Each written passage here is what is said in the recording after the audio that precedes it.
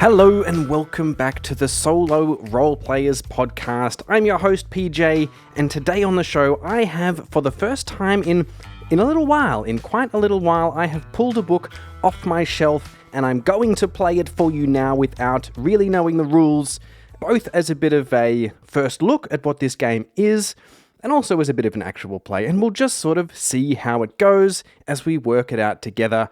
Hopefully encouraging you to be brave enough to pull stuff off your shelf rather than letting it build up and collect dust and actually experience some of those fantastic games that you already own.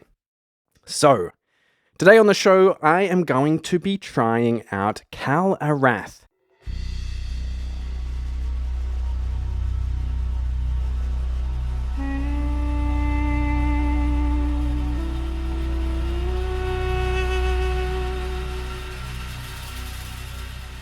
Now, Kal Arath is a game that has been at the edges of my awareness for quite some time now, and mostly from what I can tell, from what I can remember, being praised, A, for being solo first, B, for being really simple and effective, and C, for being quite procedural, which I have found more and more. I find that a really useful thing for a certain style of gameplay. Those games where you just want to jump in and just have some fun without worrying about constructing a larger narrative, which I sometimes get stuck doing that. And that's where procedural stuff is really useful. Anyway, burying the lead here. Kal Arath is a role-playing game for one or more players in the world, in a world of high adventure. It's a beautiful little book. I got this printed up on Lulu. In fact, I bought it on Lulu. It was already pre-made in there. You can purchase it there. And I got the version that has all of the, at least, initial booklets that come with it. Now, today I'm just going to look at the core game, which is the first 50 pages or something like that. And then there goes into other modules that you can use, like a mega dungeon and like a city crawl and what looks like a pit fighting gladiator type thing. All looks good stuff, but I'm just going to focus on the first book now, the core book, and we're just going to, without worrying about too much of a bigger story or anything like that, we're just going to sort of poke and prod at all of these mechanics and just see how it feels. This is technically probably in the OSR realm, I assume, but it uses a different system for dice resolution, which I haven't really used before, and that is that it really only uses D6s, which is fun. Although it's my least favorite die, but that's okay. It has been growing on me doing some of my white hack stuff. Greetings, wanderer of wild and treacherous lands, seeker of glory and power untold. You have set your foot upon the perilous path into a savage land, a realm where ancient demons demand sacrifice and vie for power, and mortals strive against one another with blood magic and steel. This massive steppe is known to its peoples as Kal Arath, although the barbarians of the north refer to the vast grasslands as the Kyrg.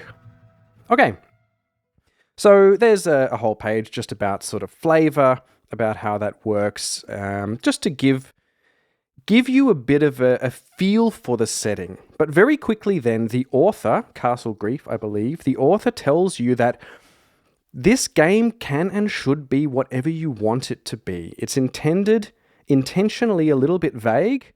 It even says you can use whatever rules you like with this game. So if I like it and I don't love the D6s, I can just bring in my little white hack mechanic I've been playing with, for example. And it says this is just how they play it, and you can sort of do it how you want. The setting is meant to be one of swords and sorcery, epic adventure, heroic risk, and kingly reward. Much of what lives, thrives, and dies in this strange place is largely up to you and the tables. In the mind of the author, Kal Arath is a heady mix, with its forbidden cities, prayer flags flapping everywhere to the local demon lord. Monks practice martial arts and bizarre meditations under the watchful eye of demon tutors and llamas. Good. Not enough games have llamas in them. So, I'm getting a pretty heavy sort of demon theme. I have no plan for this, except that I want to be a big, muscular, shirtless, front cover of the Hero Quest box barbarian. I can't remember who my barbarian was from my white box game, but kind of him. And I want to just sort of poke into each of these mechanics. I'm going to do up a few hexes, and then I'm going to delve into a dungeon and just see how it plays out. Now, first thing we're going to do is make a character. We're not going to spend too much time on this. I believe it's pretty simple. And then we're going to jump straight into overland travel. I mean, there is, in fact, a background here. What fate brought you here? I was going to say we want to find a magic weapon in this dungeon, but let's just see what the fate says. I roll 5, which says, you track a member of the Ash-Hassim rumored to be traveling through Kal Arath who killed a member of your family. Excellent. So I am tracking someone who is a tomb raider or a dungeon crawler called Kal, and I am tracking this person through the, let's say it's sort of deserty area, through the desert, because I have heard from a guy in a pub, that this bad person, or the person who killed my family member, let's say my brother, or my father, the person who killed my father, the great barbarian warrior, has been shooting his mouth off in a pub and said that he was going to go into a temple in some certain place, and we're going to go kill him. Not because we were particularly fond of our father, but rather, if we kill him, then we hold the family pride of being the biggest hero, whatever it is, I don't know. So, I don't think there's character sheets for this per se. I haven't actually looked, but I'm just going to get me a little note card that I can use for a character sheet.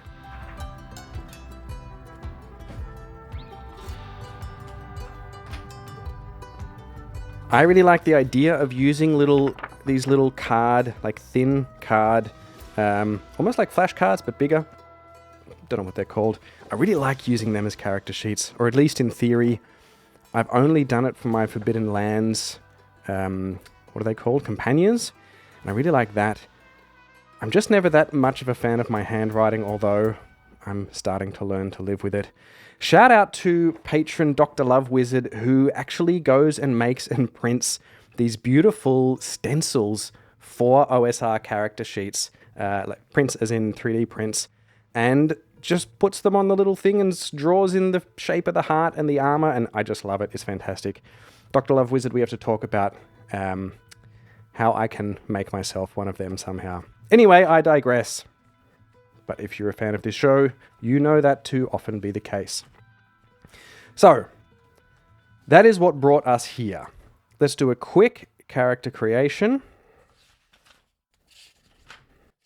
I'd be happy if I can find some names. I like being able to just roll up a name. I'm pretty sure I saw at least some NPC names in here somewhere.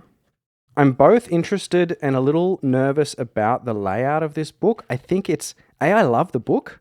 It's, it feels quite, I want to say cheap, but in a really good way, if you know what I mean. Like, it feels kind of pulpy, which I really like. It sort of feels like it's on a, recycled paper, that kind of thing. I don't know if it is, but I really like it. It screams, just play me, rather than having all sorts of extra unnecessary things. The art, I think, is really charming. It's kind of, it makes you feel like someone was sort of drawing it in their book as they were, just scribbling along, adventuring stuff. I really, really like it. Don't know why there's a dinosaur, but that's cool. The reason I'm a little concerned now that I look through it is that because it's got all these books combined into one, and say the first module, for example, has some new magical items, some new spells, maybe some new skills. But of course, then there is no master table of contents. Easily solved by putting in some little sticky things. What am I doing? Looking for a name. Ooh, Adventure Inspiration Generator. I do love to see that. That is in the second book. So, for example, assault, slay, or destroy a warlord, bandit, or merchant. Okay, good. Love that. I'm not going to do that right now, but on the page before that, there is random names for NPCs. We have a D66 table. We have a 35. My name is Thun. Of course it is. That is perfect. Thank you. D66. Thun the Barbarian. My U looks like an O, so it's Thon, and then I thought maybe his name should be Thong. And his name is absolutely Thong. For my American listeners out there, there is a hilarious miscommunication between Australian English and American English. I don't know what the Brits do. In fact, they're wrong as well. So you Americans, you have flip-flops. We call them thongs, and what you call thongs is not the same thing. And I have been in hilarious situations in the past where I have said to an American, "Oh no, it's hot, and I forgot my thongs." And they give me such a wonderful look. Anyway, Thong the Barbarian has set out into... No, we'll get back to that. Thong the Barbarian has 5 stats: strength, toughness, agility, intelligence, presence. And stats are simply determined by putting 4 points into the 5 stats. Completely freiwillig, completely at your will, at your leisure. No rolls required, but none may be higher than +2 at the end of at the start of gameplay. So strength is obviously +2. I think we're going to go toughness +1. Or what does presence do? Used for reaction checks, charisma, lying. No, we're not good at that. +1 for toughness. Or are we tougher than we are strong? Not sure. But we are going to put 1 into agility, because if you're not agile, presumably you don't survive very long as a lone barbarian. Yeah, we're going to go stronger than tough. I'm going to ask the Oracle. Are we stronger than we are tough? And this gives us a chance to test out our Oracle. Oracle is a simple D6. Roll a D6. No and through to no but, yes but, and yes and. So, rolling a D6 for the Oracle. Are we tougher than we are strong? That is a 5. That is yes. We are tougher than we are strong. Okay. Then we have +1 strength and +2 toughness. Next thing to do, initially one stat may be put -1 to gain an extra point to spend elsewhere. Oh, well, okay. That answers our question. We are definitely doing -1 intelligence to then put that back into the strength. So we have +2 strength, +2 toughness, +1 agility, -1 intelligence, and 0 presence. You level up based on XP, and you gain 1 XP per meaningful session. That's fine. I like a nice, slow level up system. Something else that I did read just a little bit earlier, something else that Castle Grief puts in, I think, one of the supplements where it talks about longer running campaigns and just some really helpful little sort of psychological, logistical tips to keep a campaign running rather than them fizzling out all the time, which I think is often a problem. I haven't often had that problem myself for some reason, but I do hear that it is often a problem. And something that Castle Grief says is that it's really good to have a short, defined session. So maybe 1 day, or like 1 day in game time, or 30 minutes real time, something like that. And they say that psychologically, when you have a limit like that, you tend to build in cliffhangers, which does make you want to come back and play more. And that's a really useful piece of advice, I think, especially for like a very heavily procedural game. I think that's a great idea. They also say book in which day you're going to do it, especially if it's only 30 minutes or something. Just make a habit of it, and that's a really good way to keep up the momentum, and you really get to push into the depths of the game and the development and that kind of thing. A second piece of advice, which goes for absolutely anything doing a bigger campaign like this, and something that your mate and mine, Matt Risby, talks about over on The Bad Spot, and a bunch of other people we've talked to as well on the show, is that of connecting the dots. Figure out how you can build connections. And something that I've struggled with but have learned this year is it can be cheesy. You think of how video games work or how movies work and stuff, and I tend to get stuck in this, yeah, but it's not realistic that this person, out of all the people in all of the bars, why did you have to walk into mine? How would this person come back up again? But that's how TV, especially, pulpy sort of stuff works. So don't be afraid to have it just be a bit silly sometimes, depending on the game. Okay, so you're getting 1 XP per meaningful session. You can get bonus XP for significant events like a big combat or a boss or a landmark or something like that, but no more than 2 bonus should be given per session, with the exception of major story accomplishments like finishing a multi-session quest or some other big achievement. That is fine. And when you level up, you can either... Oh, that's interesting. You can either increase your HP, And I love this way of increasing your HP, which is rolling dice. No, scratch that. That's not what I thought it was. This happens in White Hack, though, and I want to talk about that at some stage, is that you roll for your HP every level, but you add another dice to the pool, and then it's only if you get higher than your previous hit points does it go up. And I love that idea because nothing feels worse than being a squishy wizard like Rink and then leveling up and rolling another one, and you feel like you're just behind the game then. So the way that White Hack deals with it and a few other things I've seen, it sort of balances out that average. Anyway, we'll come to that when we get to it, probably at the end of this session. We can maybe do a little level up. Skills as a warrior. At first level, players choose one of the following skills automatically. Can be rogue, warrior, rogue, mystic, or explorer. I think we're definitely going warrior, and we get to choose a skill. One is you can make an additional attack. One is roll at damage and attack at +1 with a specific weapon, so like a proficiency in that weapon. Additional point of damage reduction from wearing armor. We don't wear armor. Gain 1 point of damage reduction only when unarmored. That's nice. So we're just tougher. Or add D6 rage bloodlust damage until rage ends. So you can rage out. That's nice. But then you're disadvantaged. I'm going to go with the make an additional attack per round because that is always fun. What are these skills? You also get a fate point, which is 1 reroll per session. And for hit points, you can roll a d6 and add toughness. It's the only time you add toughness to an HP roll. Or you can just take max HP at character generation for higher survival rate. Let's do it the old school way. Let us roll our Doom. 4. That's fine. So 4 plus 2 is 6 HP. All resolution is 2d6 plus stat, with 8 being a standard success. When doing difficult things, roll at disadvantage, as in roll 3, take the lowest. Very easy things shouldn't require a roll, unless it's under pressure, in which case you can take advantage. Double 6 is always a crit, and double 1 is always a fumble. Crit fail. Cool, that's easy, and I think I remember somewhere 6s explode, I think. But we'll get to that when we come to combat. So, that's our character. Next, we need a weapon. So we can carry strength plus 8 items. That means we can carry 10. Nice simple encumbrance. When you're carrying more than your max, all physical rolls are disadvantage. And at double, you can't move at all. Starting off with D6 times 10S. I assume that's silver. Ooh, 6. Nice. 60 silver. Choose a weapon. We are definitely looking for a two-handed blade like our Hero Quest Barbarian. Oh, I see.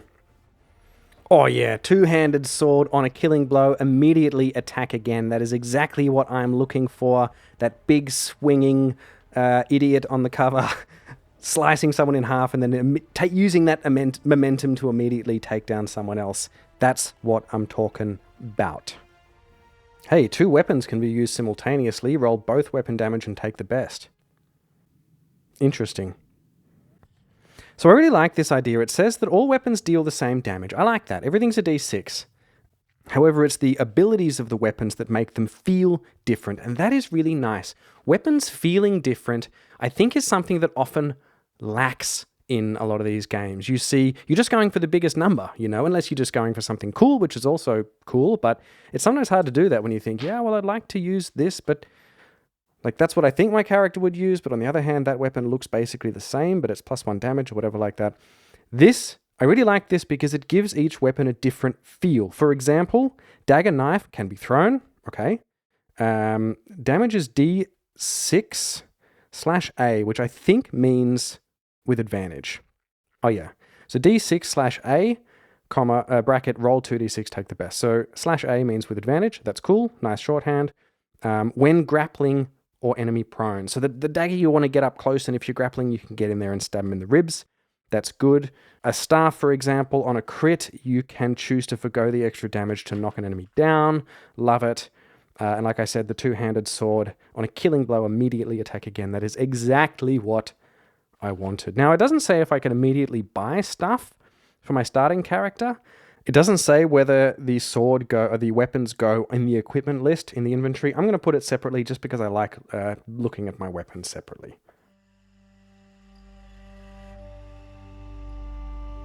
So the very first thing we are going to do is Thong the Barbarian is going to start his day in a new hex. He has left out from whatever town was nearby, where he learned at the pub that this person who killed his father has gone treasure hunting in some ancient tomb in the desert, and so we are going to start the day. Looking at overland travel. So this is using hexes, but it does say you can use squares, circles, dodecahedrons, or whatever you like. I'm tempted to find another way, almost like to look at another way of hex crawls, just because I don't like my drawing ability. Ideally, I just improve my drawing. But anyway, I'm going with hexes for now, just jotting this down in my little OSR diary on a dotted page. I have drawn a single hex, and now we are going to travel through it. Hexes represent 1 day travel by foot.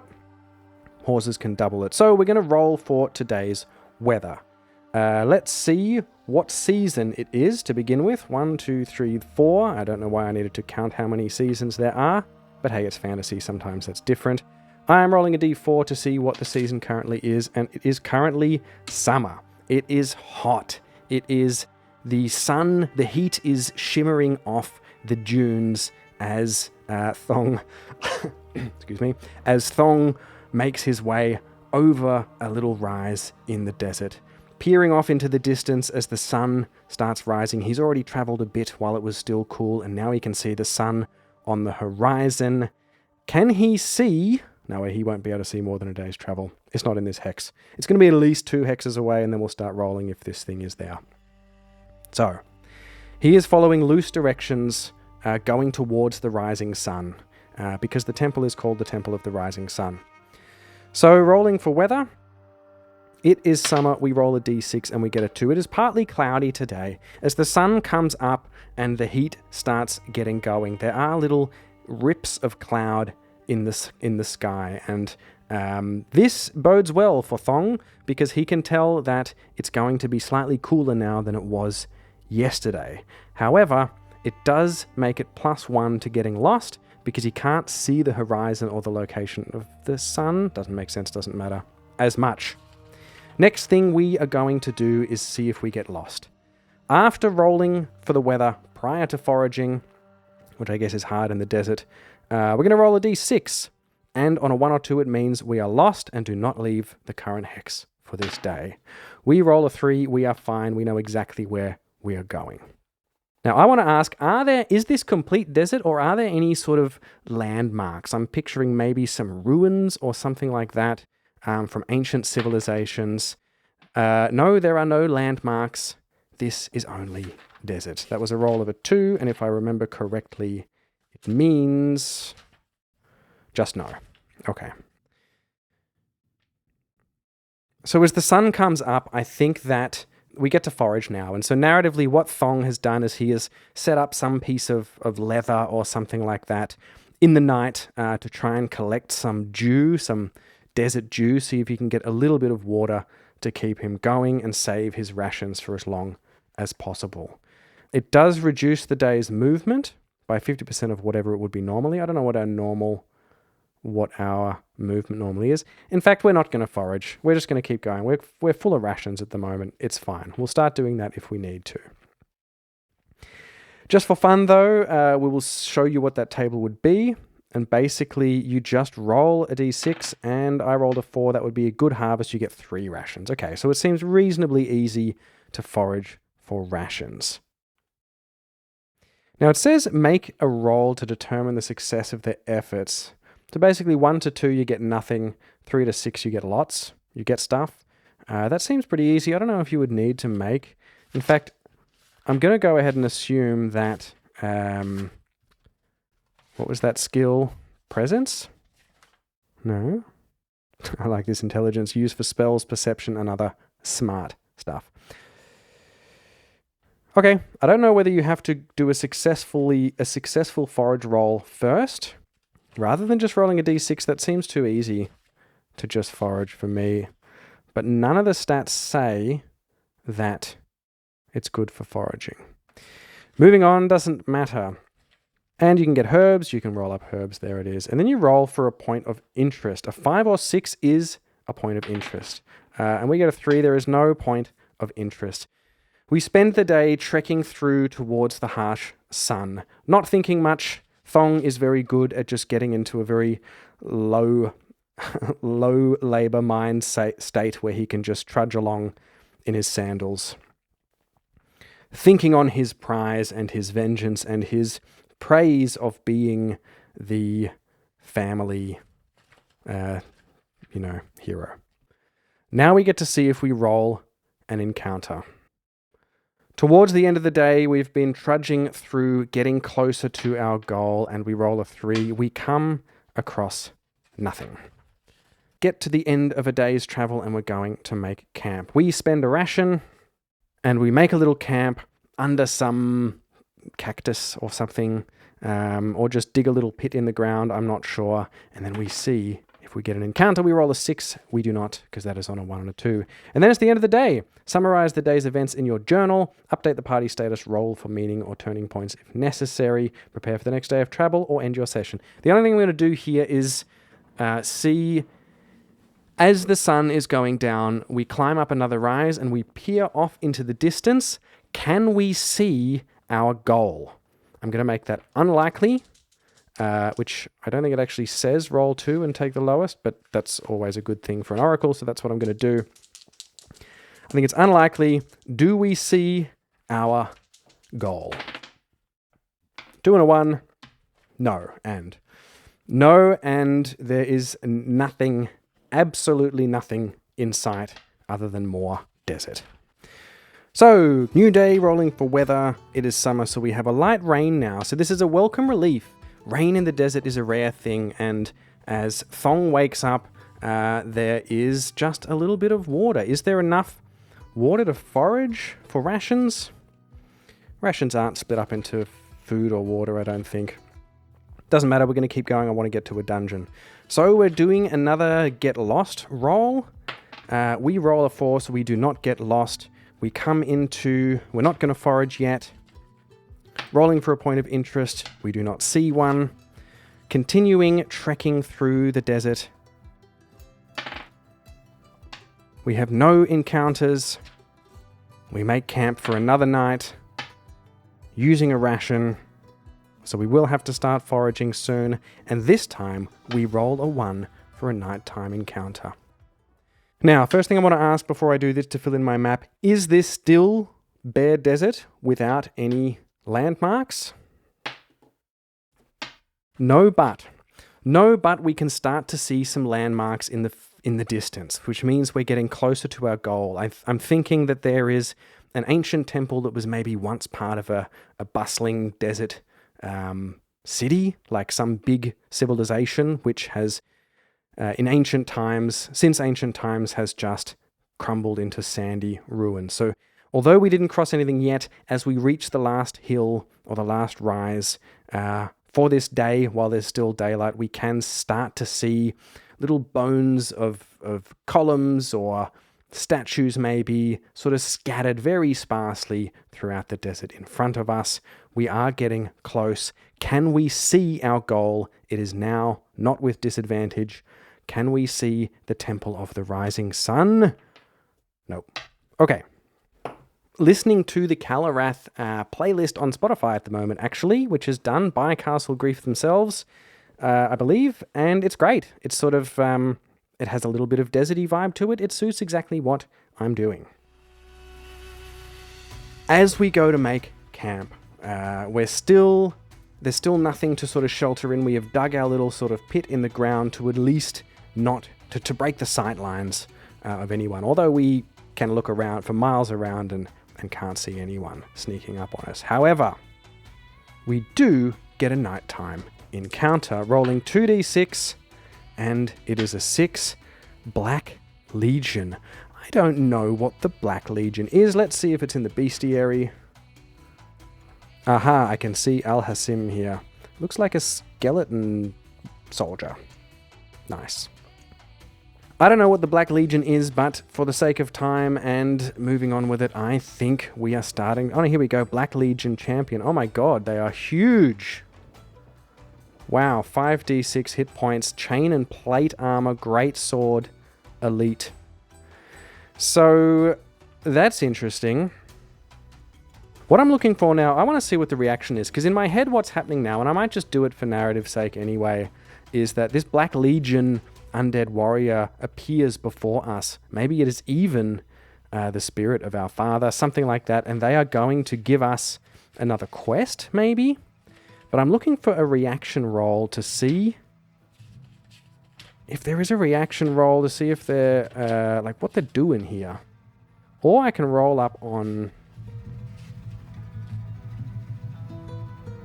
I can roll up on a motivation.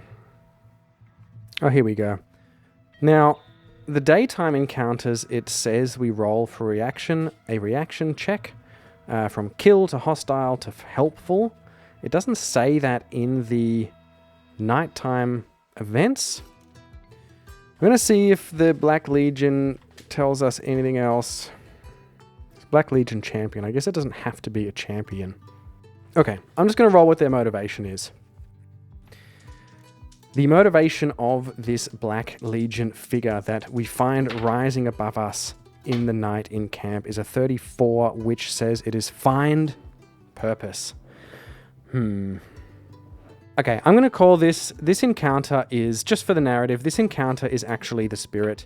Whether it's a dream or not, but it is a spirit of our father. And the father tells us, you're running out of time, you need to avenge my death, or I will be stuck in the Black Legion forever. More of a dream, more of a vision, that kind of thing. Just because I don't want to die now in a fight before we even get to a dungeon. So that's what happens, and Thong wakes up more motivated than ever to push forward and reach his goal.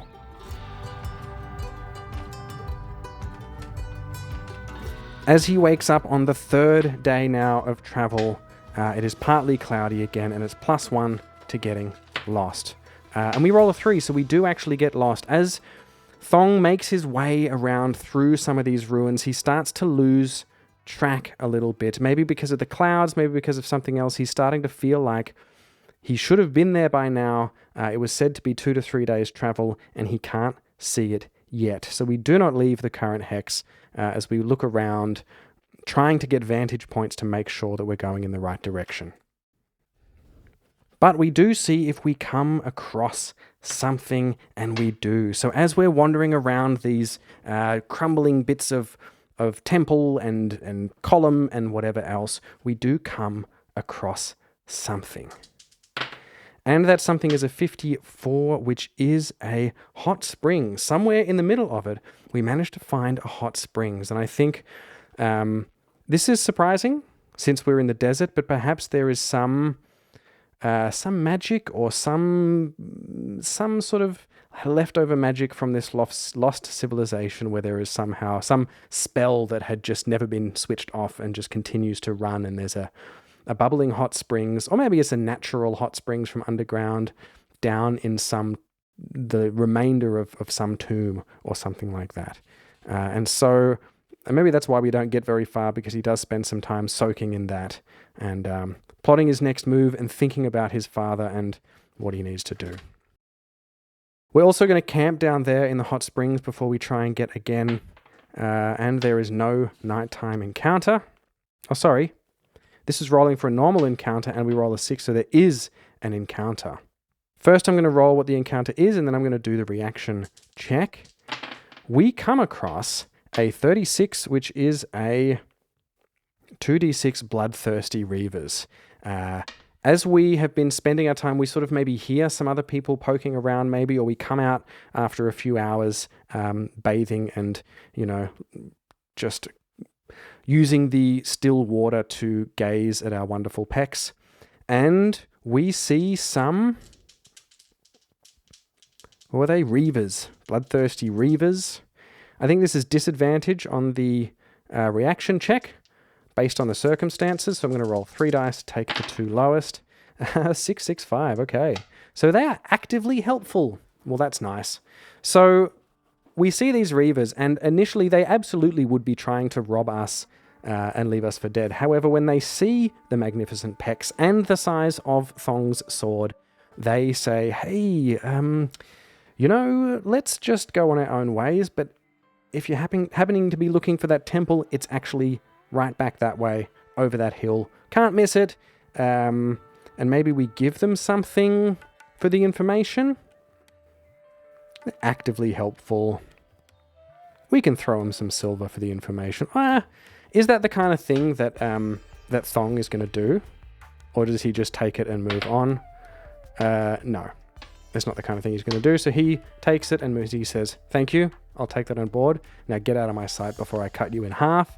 And they are happy to abide and they bugger off. So we now know where we are going, which means we ignore our next chance to get lost, and we can make one final camp before we move to our destination of the Temple of the Rising Sun.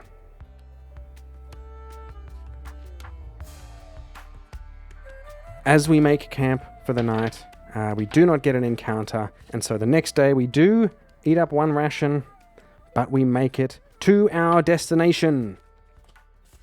Now what I'm going to do, I'm just going to write up those notes, and I'm going to have a little break because I have an interview now for the show, and then I'm going to come back afterwards, and we're going to see how we roll up a dungeon.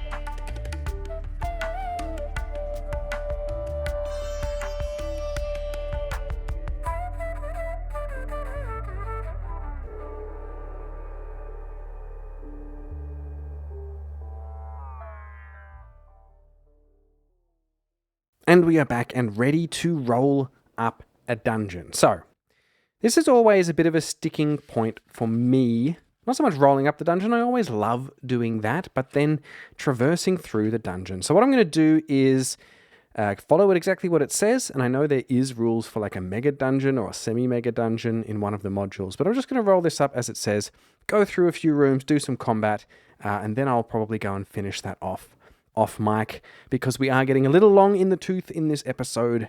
So let's see what happens. First thing we have to do is roll the nature and the size of the dungeon. In fact, we know it's a temple, so I'm not even going to roll on that. And the size is a medium dungeon. It has 5 areas. Now it says you can adjust the sizes per the desired challenge and game pacing. 5 sounds good. So we create a dice pool of now 5 dice. And importantly, these dice, and we're going to drop them on the book like we did in Shadow Dark, but importantly, these dice don't necessarily represent individual rooms. It could be a whole floor, a room, a large cavern, section of corridors, something like that. And each area will be defined by a certain number, which will indicate the table to roll on for contents. So, first thing we do is roll all the dice at once and let them fall where they may on a flat surface or sheet of paper. The position of the dice relative to each other represents the layout of the areas. I'm going to drop this on my page here in my book. And 2 fell off, so I'm going to... They keep falling off. My book is not straight. I'm just going to sort of shuffle them a little bit so it takes up the sort of desired space that I want it to take. And we have our dungeon. So closer dice are directly connected, while farther dice may require passage, stairs, or additional areas to connect. For the major gaps, you can either roll another die, if you like, in the passage table. So I will group them more closely together. And then I'm going to roll connecting passages here, and here. So I know I just said here and here. What I have is across a 2-page spread of an A5 book, I have a little clump of 3 dice in the middle. 2 on either end, and then I've just filled the gap 2 in the middle. So we end up like, we're going to have like maybe a long, narrow hallway that might be some steps going down into the temple, and then we have the main room in the temple, followed by probably like the hidden treasure room or tomb or something at the end. Or it could be swimming through an underwater tunnel, for example.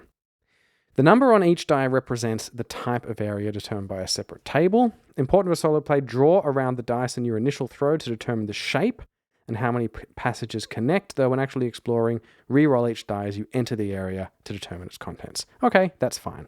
So I'm going to draw on my dotted grid paper here. What I'm going to do is use the number on the dice to give me a bit of a size of the room. So the bigger the number, the bigger the room. And I'm just going to draw some squares. These 3 in the middle are going to be sort of small connecting things somehow. Just going to draw some squares and connect them all together. The ones in the middle being longer corridors, I think. That's my goal. So I'm going to do that and I'll be back in a sec. Okay, so I've drawn up a little dungeon here. It's sort of a one-way street, a few twisty corridors, couple of rooms. There are some side rooms off the main central room, which I can choose to explore or not, I guess. Ending in a small little room at the end where presumably there is a treasure. Although we're not here for treasure, technically we are here for vengeance. So, let's see what happens next. So 6s indicate boss areas. I guess we just roll that up as we go. And then we roll on a table to get the area type, similar to what we did in Shadow Dark. Let's see how we go. Some tables for items, treasure, some special features. We'll come across that as we do. So let's picture what's going on here. We come up to... so it's a new day, maybe, as we arrive there and the sun is coming up. We see the temple, a big ziggurat-looking sort of temple, I guess, with steps descending down into the darkness. I'm going to assume there's light sources down here. Let's say that we don't have torches necessarily. I don't think light is a big mechanic. Let's say that whoever we're chasing has put some... has left some... what are they called? Torches around in the walls, or lit the torches that were in there on his way through. So, we step into the first room, and we're going to roll up and see what happens in the first room. Descending the stairs, we see a... Now, I would like some flavor here. I wonder if we have a table of some sort of flavor of what these rooms are looking like, maybe. Not really. That's okay. So... we step into this opening room of the temple and we find a 4, which is an NPC. Who is here? Is it our guy already? A 1 is a treasure seeker. If it is, that's our guy. It's a 3. It's not. It is a scavenger. That could also be our guy. Do we want to have a fight in this first room? Let's ask. Is this our guy? Maybe it is, because... yeah, I think it is. I'm not even going to ask. So we walk in here, and straight away this guy is there, and he is... the reason that he has been taking so long in there, and we caught up to him, is he is around and he is trying to figure out how to open the secret locked door into the main part of the temple itself. And so we walk in there, and he is... peering with his torch along this wall at all the ruins that are in there. He's clearly been in there for a day or so, trying to work it all out, and he's clearly frustrated. He can't work it out. And so we step in behind him and say something like, "And so it is you, are you ready to face your death for the vengeance for the murder of my father," so on and so forth, whatever it happens to be. And he says, "Don't kill me, because... if you don't, maybe we can work together and find a way into this temple where we can find a secret treasure. Let's see what the treasure is." I'm going to roll up. Here's what I'm going to do. I'm going to roll up just on the... oh, by the way, in the break, thanks again to my patrons, suggested a cheat sheet for Kal Arath, which is a single page, and it's sort of a weird shape, but it works quite well if you print it out, cut it out, and fold it in half. And that's for the daily procedures and stuff. Really useful, saves me flicking through the book. It's really a lot of the rules are on this bit of paper. So that's nice. What I'm going to do is roll up on the Oracle, which is also on here, and see what kind of treasure it is, and then I'm going to see if there's something on the item or treasure list that... seems right for that. So I'm rolling a D66. 61 is bustling. Let's try again. 16. Majestic. Okay. So I think that there is an enchanted amulet in here, which is down the bottom of the treasure list. It says enchanted amulet +1 armor worth 200 silver. And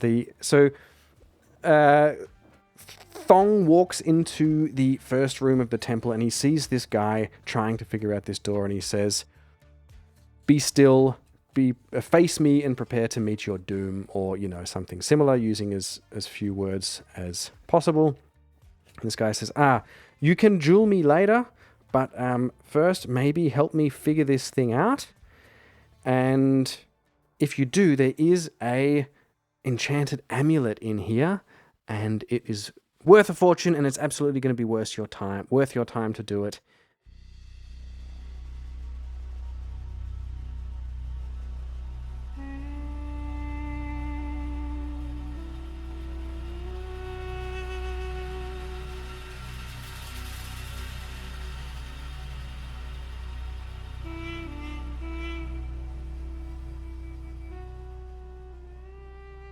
We go up to this heavy, clearly like secret door, or was somehow locked door, which has been pulled aside, this heavy stone door, and there's light flickering in the short hallway beyond, and we step in there to see what might be there. We walk through the hallway, creeping along, and step into the next room to find that it is completely empty. Interesting. Does the door close behind us? I like that idea. So as we walk through, we hear this grating sound, and there's nothing in there, and the door closes behind us, and we hear them chuckle and say, "Good luck, I'll be in there to, pick up the treasure off your dead corpse or something later." So he closes the door behind us, and we have no choice but to push forward into this dungeon. We push through along the corridor into the next room. The next room is a 6. This is the big room. This is where the boss is. So let's see what this boss is, and we will get to do our first combat against a boss. Let us see. So, what does it say here about bosses? Special feature / boss room. So I think we can just roll a d6 here. Oh yeah, there's actually a thing for rolling up corridors as well, but we'll come back to that next time we do it. So we're going to roll a d6 and see what kind of boss that we face. It is a 3, which is the remnants of a Eucharian priest's sanctum. Walls still hold some inscriptions in that hideous language, and the desiccated husks of 2 giant armored mantids spring to life when the room is disturbed. So we walk into this room, and from either side of the room spring up these temple guardians. Okay, so as we step into this room, we hear some sort of creaking or crunching sound, and these guardians of the temple come to life to protect whatever ancient treasure or buried individual happens to be down there. They have 3 armor, which is bad. They do d6 with advantage damage, bad. And they have a leaping strike. At the beginning of combat, both will attempt a leaping strike, which covers distance between them and their target, and if it hits, acts as a critical, dealing double damage dice. In 2 rounds, they'll do it again, and so on. So we have to fight. Now, going to combat, the first thing we're going to do is we get to roll a d6 plus agility for initiative. If we beat 4, we get to go first, otherwise the enemies act first. I'm saying that I did not roll that. I dropped it, and it was a 1, so it doesn't count. The enemies are in the bottom right corners of this place, and I'm going to roll to see initiative. I get 2 plus agility, which is 1, so 3 only. So they are going to go first, and they both attempt a leaping strike, which covers distance and their target. If it hits, acts as a critical. Now, I don't know how it works for enemies to attack. Let's find our combat rules. Okay, so in the enemy's turn, we just get to roll to dodge. And it basically means they attack and we try and dodge. If we don't dodge, they are successful.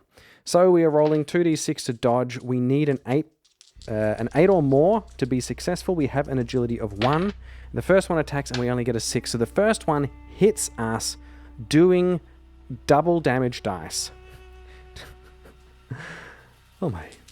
So the first one hits us 2 6s, which probably means they explode.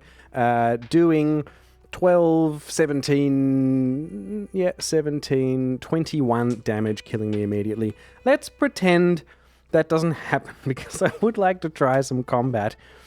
Man, I'm not doing well with dungeons these days.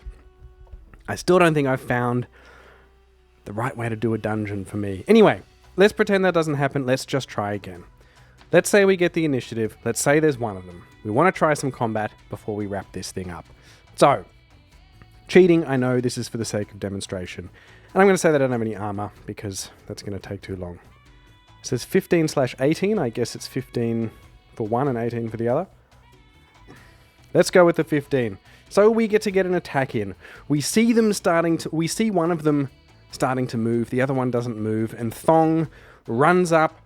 This is what he's built for. This is what he's made for. And he runs with his big double sword and does a massive swing. Now, what does our sword do again? On a killing blow, we can attack again, and it's d6 damage with advantage. We run up and we aim to hit. We need to do a strength roll, which is +2. We're looking for an 8, and we get an 8 + 2 is 10. We get it. So we run up and we swing at this thing as it is starting to twist and click and crunch to life. It looks like a mantis statue, and it's starting to, knock the dust off and so on and so forth. We now get to do some damage. We roll a d6 with advantage, doing only 2 damage to the thing. That sucks. But we do get to make a second attack at disadvantage. So now we're going to roll another attack, taking the lowest. That is a 1. That is a miss. The enemy now gets to take its turn, and it runs up, and we try and dodge with our agility. We need an 8. We get a 6, 7. We got above a 4, so we do manage to dodge. Is that how dodging works again? Let me check. Oh, I see. Hang on. You don't just die immediately. This is why you got to read rules. You don't die immediately. You have death and wounding. Okay, so HP represents not just physical damage, but a combo of stress, injury, blood loss, and damage. Okay, that's good to know. We'll come back to that. So, 2d6 plus agility. So we roll a 7 and 8, so we just manage to get the dodge, and it doesn't hurt us. We get to go in for another turn. This thing then leaps at us, and Throng manages to duck out of the way, spinning around with his two-handed sword, going in for another attack, doing 6, 8, making another hit, doing 1d6 damage with advantage, doing 5 more points of damage. That's a little bit better. 1, 2, 3, 4, 5. And we're about just under a half of the way through its health. It is going to attack us again as we are locked in mortal one-on-one combat, and we are going to try and dodge. We roll a 9, we manage to dodge a second time, and now Throng pushes the sword into this thing, or attempts to. We get a 7 plus our 2, that is another hit, doing another advantage damage with a 6, which explodes, meaning we get to roll another damage. This is feeling better. 6 plus 4 is doing a 10 damage and killing this thing now immediately. Okay, so combat can very easily go 2 different ways. Okay, good to know. Thong turns around and he pushes the two-handed sword through the chest of this creature, and it sort of writhes and screams a little bit and then crumbles down into stone, or whatever it happens to be to do. And now we are standing there with 3 possible exits. Are we going to push through? We actually don't know which way to go because we're not looking at the map. So with the Temple Guardian down, we are going to poke into some of these rooms, and then we're going to wrap it up. So the first room we're going to go into is a very small little room. We can even call it a corridor.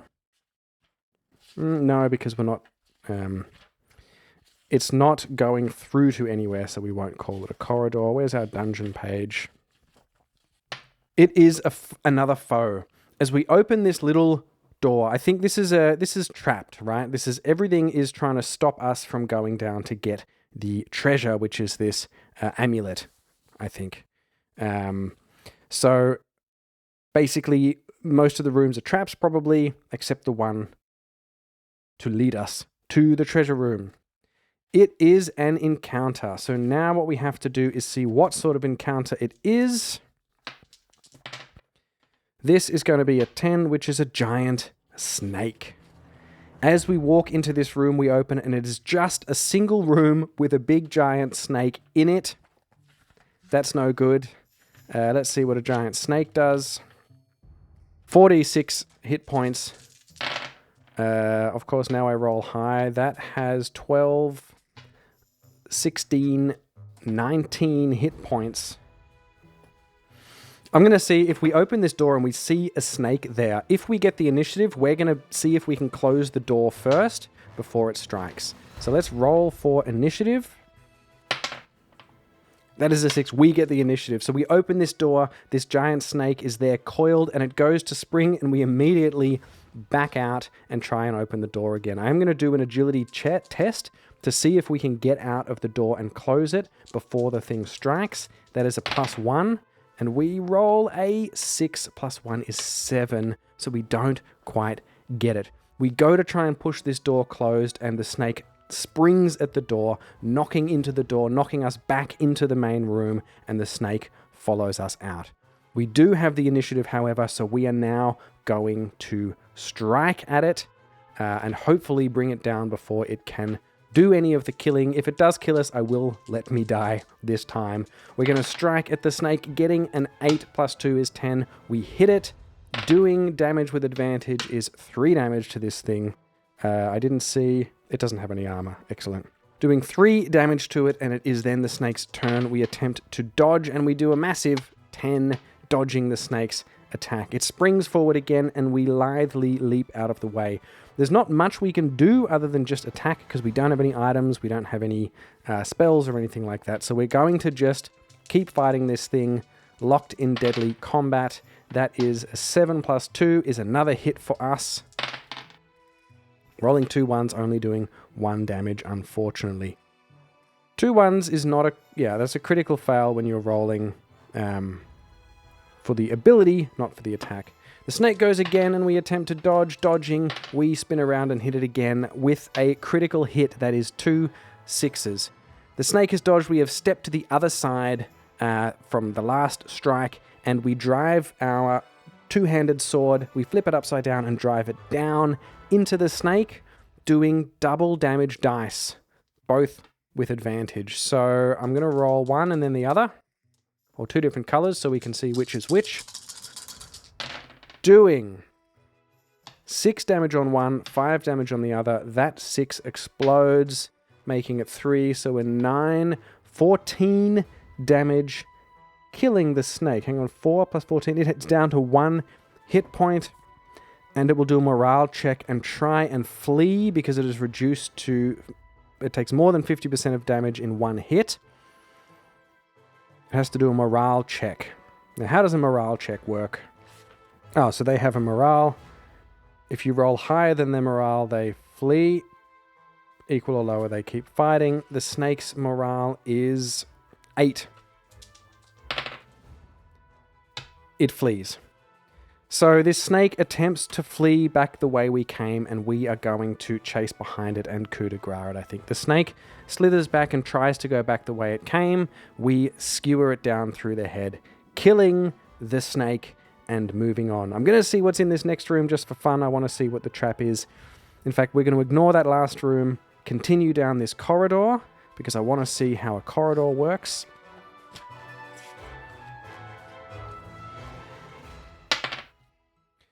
We go through this winding corridor. It is a hidden and secret passage, so that makes sense. Okay, so here's what happened. The snake started fleeing towards this passage that did not look like a door, and it got close to the door, and it was clearly going somewhere it knew where to go, and that's how we find that this is a secret passage. Okay, so we go through, we manage to press on a stone or something near where the snake was and work our way down this corridor to the final room. And what is in the final room but a one which is empty? Except it's not empty, we know it is the treasure room. And inside we find the treasure of... What did I say it was?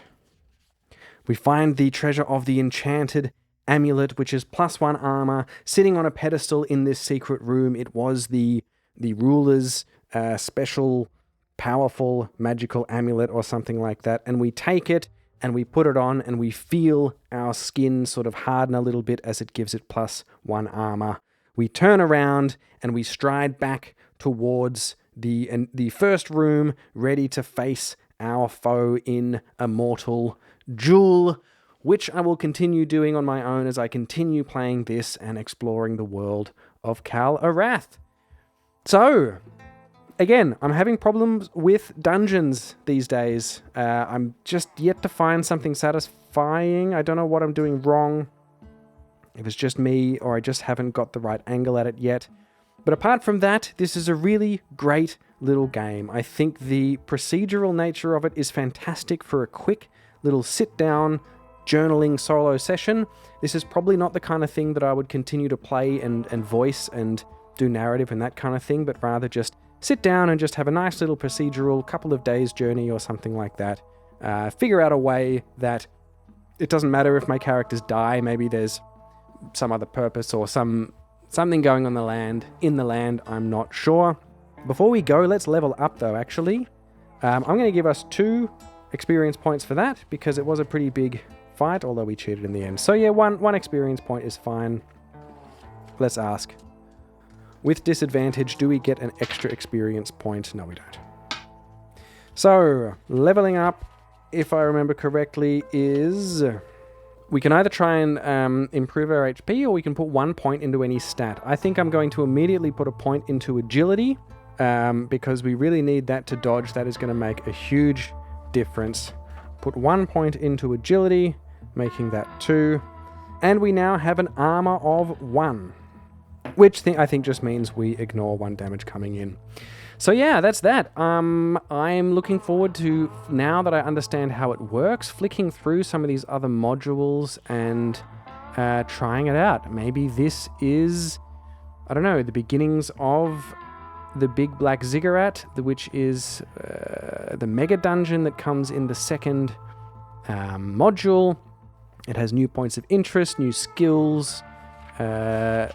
Skills, for example, like mounted combat, shield expert, gambler, all those sorts of good things. Some more spells, I'm not sure.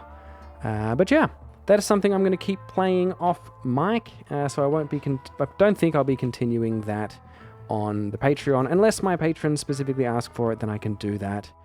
And that's Kal Arath. Thank you for joining me today on the Solo Roleplayers podcast, trying out this new game. A little hiccup there with a bit of minor death in the middle, but we pushed through by cheating so I could show you what happened.